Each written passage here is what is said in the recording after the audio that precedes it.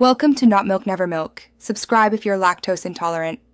You start by confirming whether your device already supports double tap to wake at the kernel level.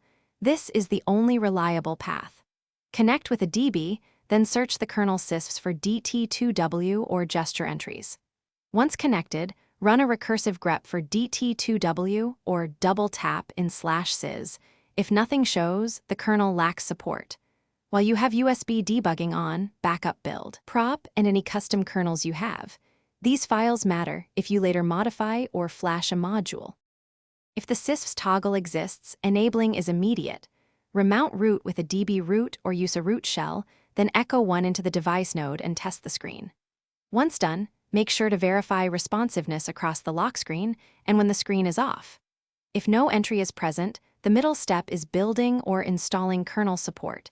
Obtain a kernel or Magisk module that adds DT2W.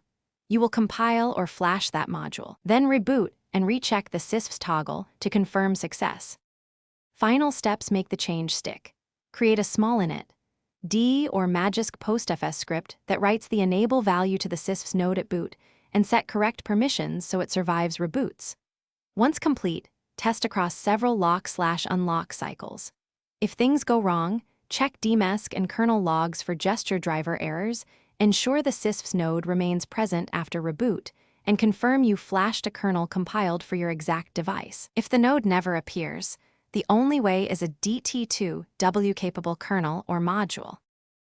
Thanks for watching. If this was helpful, leave a like and consider subscribing. See you next time.